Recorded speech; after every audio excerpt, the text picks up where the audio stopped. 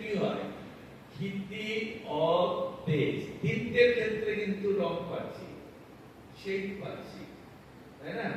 ক্ষিতি মানে এটা একটা জড় বস্তু, তাই না? জড় বস্তু তার মানে কি, তার গন্ধ আছে, তার কি আছে, রস আছে, তার মধ্যে রূপ আছে, তিনটে জিনিস আছে, তাই না? ক্ষিতিতে কি আছে, গন্ধ আছে, তারপরে অপতে কি আছে, রস আছে, আর কি বলে, হ্যাঁ, তেজে কি আছে, রূপ আছে। এখন এই বস্তুটা কাঙ্ক্ষিত বস্তু, কাঙ্ক্ষিত জিনিসটা যদি এই তিনটের মধ্যে পড়ে, সেক্ষেত্রেই কি আমি তার একটা রং, হ্যাঁ, বা সেই বস্তুটাকে আমি সেইভাবে দেখতে পাচ্ছি, ঠিক কিনা? কিন্তু তার উপরে যদি হয়, অর্থাৎ বড় বা কম হয়, সেখানে তো আমি তার রং বা তার গন্ধ, হ্যাঁ, বা তার রূপ সেটা তো পাচ্ছি না, সেখানে পাচ্ছি কি, তার রস সেটাকে পাচ্ছি না। সেক্ষেত্রে কি করতে হয়, সেখানে ওই সাদা, হ্যাঁ, শ্বেত পদ্মের ভাবনাটা সেখানে, হ্যাঁ, কোনো কিছুর প্রতি আমার আসক্তি আছে, হ্যাঁ, আমি তাকে ছাড়া আমি থাকতে পারবো না, এরকম একটা ভাবনা। অথচ এই এই জিনিসটা কি করছে, মনকে সাংঘাতিকভাবে ডিস্টার্ব করছে। সেক্ষেত্রে কি, এটা একটা ভাব। সুতরাং সেক্ষেত্রে কি করতে হবে, ওই শ্বেতপদ্ম সেটাই কি করতে হবে, বাবার পদমূলে সেটাকে সেই ভাবনা নিয়ে সেখানে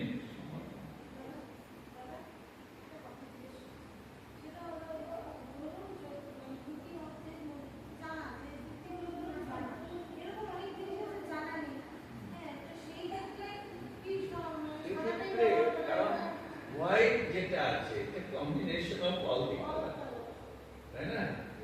কি বলছে বিজ্ঞান, কি বলে, হ্যাঁ, এই হিজ্জ, তাই না, ডিস্কটা লাল, নীল, সবুজ, হ্যাঁ, সব রয়েছে।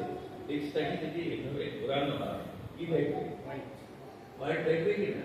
White is the combination of all the colour, white দিলে হবে। কিন্তু আরো বেশি প্র্যাকটিক্যাল হবে, যেখানে ওই যদি সেই ক্ষিতি অফ তেজের এখতিয়ারের মধ্যে যে জিনিসটা আসছে, সেটাকে যদি সেইভাবে করা যেতে পারে, সেটাকে যদি, হ্যাঁ, আমি কনস্ট্রাকশন করতে পারি, হ্যাঁ, পরে সেটা যদি করি, সেটা আরো বেশি ইউজফুল। এই হলো ব্যাপারটা। কিন্তু সেখানে একটা জিনিস লক্ষ্য রাখতে হবে, সেই বস্তুর উপর আমার কিভাবে আমার ভাবনাটা সেখানে আরোপ করতে হবে। জিনিসটা বুঝতে পেরেছেন? হ্যাঁ, কি সেই সেই যে জিনিসটা আমাকে সবসময় ডিস্টার্ব করছে, অথচ আমি বুঝতে পারছি জিনিসটা আমার জন্য ভালো নয়, মঙ্গল নয়, আমি তার থেকে বাঁচতে চাই, সেক্ষেত্রে কি করতে হয়, এই ভাবনাটা সেখানে নিয়ে যদি আমরা এই প্রত্যাহার করি, হ্যাঁ, মনকে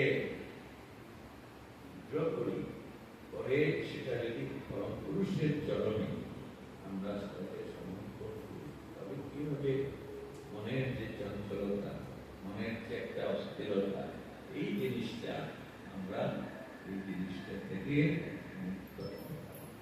হ্যাঁ, একবার কি হলো, বাবা কথা প্রসঙ্গে বাবা বলছিলেন, দেখ অনেক সময় কি হয়, হ্যাঁ, এমন জিনিস যে মনকে খুব ডিস্টার্ব করে। বাবা তুমি তো আছো, তোমার কাছে চলে এলে হবে, হ্যাঁ, না মনে করো আমি নেই, না না বাবা এইসব কথা কেন বলছো, না ঘর আর কি, হ্যাঁ, তখন কি করবি, নিজেকে একটু একলা করে পরে কি করবি, ওই চোখের জল ফেলবি, হ্যাঁ, চোখের জল ফেলবি, একা একা তুই বাবার কাছে আছিস, চোখের জল পড়ে দেখুন মনটা সমস্যাটা দূর হয়ে গেল। কিন্তু সেইভাবে সত্যিকারের সেই ভাবনাটা নিতে পারলে এই জিনিসটা সম্ভব হয়। বুঝলেন দাদা?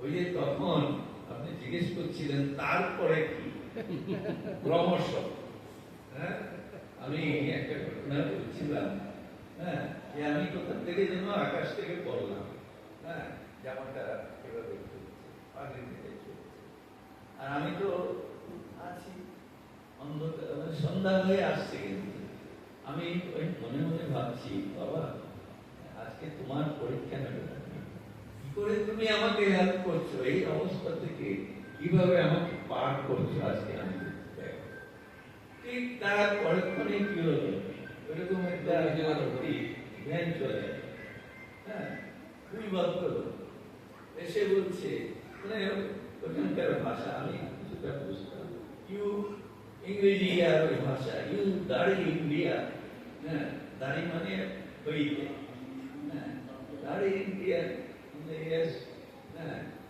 আপনি কোন হেল্প চাইছেন আমাদের কাছে? আমি বললাম, বলে বাবা বাবা আপনাকে পাঠিয়েছে, তো আপনাদের আমার গুরু পাঠিয়েছে। তারপরে তো উঠালো, ওইখান থেকে প্রায় 45 কিলোমিটার ছোট্ট একটা প্রশান্ত মহাসাগরের কাছে একটা শহর, জয়াপুরা। ওরা আমাকে জিজ্ঞেস করছে আপনি কোথায় যাবেন, ওরা জিজ্ঞেস করছে আমাকে, নমস্কার, কি এটা, ওরা জিজ্ঞেস করছে আপনি কোথায় যাবেন, সে তো আমি জানি না, হ্যাঁ, কোথায় যাবেন? ওরা মাঝখানে একটা দুটো জায়গায় দাঁড়িয়েছিল, কোথাও বোধহয় অ্যাপ্রোচ করতে, হ্যাঁ, কোন ক্যাথলিক চার্চ বা এইসবে, ওরা তো স্টেট রিডিউস করলো। তারপর আমাকে নিয়ে শহরে ঢুকলো, ঢুকে ওরা কি করলো, আমাকে একটা হোটেলে, হ্যাঁ, সেখানে নিয়ে কি কি কথা কথা বললো, বললো আপনি এখানে থাকুন, কাল সকালে আপনার ব্যবস্থা হবে, হ্যাঁ, কি ব্যবস্থা হবে কি হবে। তারপরের দিন ছিল আমার ফাস্টিং ছিল, আমি সকালবেলা স্নান টান করে পুজো পুজো করে আমি বসে আছি, আবার অপেক্ষা করছি বাবা কখন আসবেন, হ্যাঁ, দেখছি আমার দরজায় কড়া মারছে, করছে। তারপরে দেখছি একটা মিলিটারি, ওখানকার আর্মি লোক এসে আমাকে বলছে, হ্যাঁ, খুব বিনম্র ভাবে, প্লিজ। তো আমার একটা ব্যাগ ছিল, সেটা কাঁধে নিলাম, ওনার সঙ্গে হাঁটতে শুরু করলাম, গিয়ে মোটর সাইকেলে আমাকে বসালো, বসাবার পর আমাকে একটা অফিসে নিয়ে গেল, নিয়ে দেখছি লোকের কি উৎসাহ, ওরা হলো মেইনল্যান্ড থেকে আর কি, মানে অফিসিয়াল স্টাফ, আমার দিকে তাকাচ্ছে, করে সব ছবি ছবি উঠেছে। আমি তো হাসছি, দেখি কি হয়, তারপরে কি হয়, কি কি কথা কথা বললো, বলার পর আবার আমাকে বললো আমার সাইকেলে, আমি ঠিক যন্ত্রের মতো করছি সব কিছু, বুঝতে কি হচ্ছে আমি জানি না, বসে গেলাম। বসে যাওয়ার পর মোটর সাইকেলে করে এই পাহাড় পাহাড় করে অনেকটা দূরে গিয়ে, হ্যাঁ, একটা বাড়িতে সেখানে এক ভদ্রলোক, তার ওয়াইফ আর তার একটা বাচ্চা, হ্যাঁ, সেখানে নিয়ে যাওয়ার পর আমাকে একটা ঘর, মানে ছোট ঘর হবে, এরকম একটা বারান্দায় যেমন একটা ঘর হয় না, ঠিক ওইরকম একটি ঘর নিয়ে গেল, আমাকে বলছে এটা আপনার ঘর, আপনি এখানে থাকবেন, হ্যাঁ, একটা চৌকি আছে, আরো অল্প একটু জায়গা আছে। তারপরে নিয়ে গেল, দেখালো বাথরুমটা, সেটা, হ্যাঁ, আপনি এখানে থাকবেন। আর যে ভদ্রলোক, ইনি হতেন ওই আইল্যান্ডে, হ্যাঁ, উনি একজন, হ্যাঁ, মানে বলে রিজনাল একজন ডাইরেক্টর, হ্যাঁ, খুবই ভালো মানুষ। তো সেখানে আমাকে রাখলেন, রেখে ও উধাও হয়ে গেল আর কি, চলে গেল। এইবার ওই ঘরে আমি ঘরে যখন গেলাম, মানে সত্যি আমার গা শিউরে ওঠে, দেখি বাবা ওই চৌকিতে শুয়ে আছে। আমি যতদিন ছিলাম আমি ওই চৌকিতে শুইনি, একটা মাদুরটা পেতে আমি নিচেই থাকতাম। হ্যাঁ, আচ্ছা, মানে মজার ব্যাপার যে তার পরের দিন আমাকে তো দায়িত্ব দিয়ে পাঠিয়েছে, কিছু কাজ করতে হবে। আমার ডিউটি ছিল অ্যাসিস্ট্যান্ট গ্লোবাল পিকআপ সেক্রেটারি, হ্যাঁ, protection of animals and plants. আমাকে নিউজ লেটার তৈরি করতে হবে, এসব করতে হবে। হ্যাঁ, তো আমি মনে মনে ভাবলাম যে একটু যাই শহরে, গিয়ে আমার কাগজ কিনতে হবে, হ্যাঁ, তারপর নানান জিনিস লাগবে, লেখাপড়া করতে হবে। গেলাম, গিয়ে একটা ডিপার্টমেন্টাল স্টোর, ওইটা সমস্ত ওই অফিস স্টেশনারি সমস্ত জিনিস রাখে।